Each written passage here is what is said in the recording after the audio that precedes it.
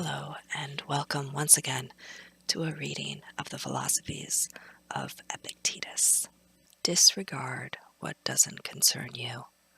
Spiritual progress requires us to highlight what is essential and to disregard everything else as trivial pursuits unworthy of our attention. Moreover, it is actually a good thing to be thought foolish and simple with regard to matters that don't concern us. Don't be concerned with other people's impressions of you. They are dazzled and deluded by appearances. Stick with your purpose. This alone will strengthen your will and give your life coherence. Refrain from trying to win other people's approval and admiration. You are taking a higher road. Don't long for others to see you as sophisticated, unique, or wise.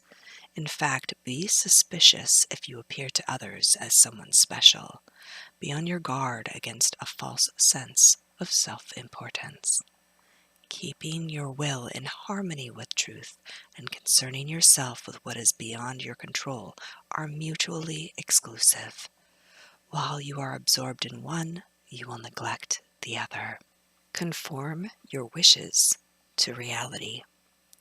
For good or for ill, life and nature are governed by laws that we can't change. The quicker we accept this, the more tranquil we can be. You would be foolish to wish that your children or your spouse would live forever. They're mortal, just as you are, and the law of mortality is completely out of your hands. Similarly, it is foolish to wish that an employee, relative, or friend be without fault. This is wishing to control things that you can't truly control.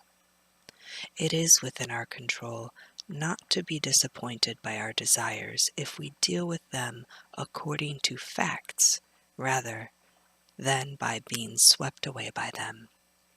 We are ultimately controlled by that which bestows what we seek or removes what we don't want. If it's freedom you seek, then wish nothing and shun nothing that depends on others, or you'll be a helpless slave.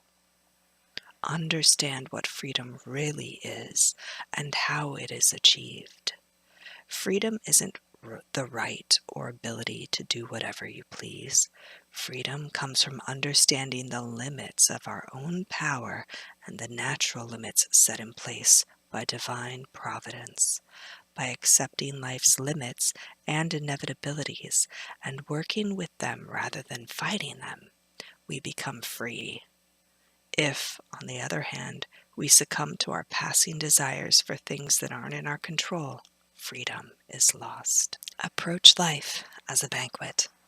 Think of your life as if it were a banquet where you would behave graciously. When dishes are passed to you, you extend your hand and help yourself to a moderate portion. If a dish should pass you by, enjoy what is already on your plate. Or, if the dish hasn't been passed to you yet, patiently wait your turn. Carry over this same attitude of polite restraint and gratitude to your children, spouse, career, and finances. There is no need to yearn, envy, and grab. You will get your rightful portion when it is your time.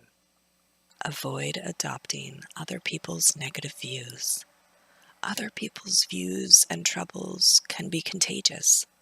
Don't sabotage yourself by unwittingly adopting negative, unproductive attitudes through your associations with others.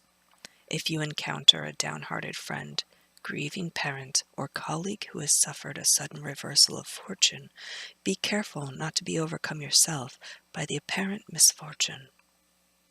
Remember to discriminate between events themselves and your interpretations of them.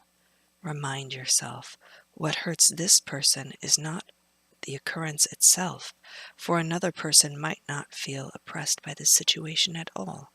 What is hurting this person is the response he or she has uncritically adopted. It is not a demonstration of kindness or friendship to the people we care about to join them in indulging in wrong-headed negative feelings. We do a better service to ourselves and others by remaining detached and avoiding melodramatic reactions. Still, if you find yourself in conversation with someone who is depressed, hurt, or frustrated, show them kindness and give them a sympathetic ear. Just don't allow yourself to be pulled down too. Act well the part that is given you. We are like actors in a play.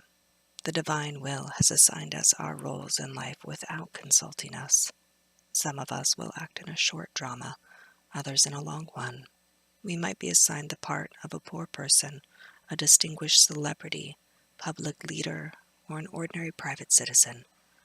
Although we can't control which roles are assigned to us, it must be our business to act our given role as best as we possibly can and to refrain from complaining about it.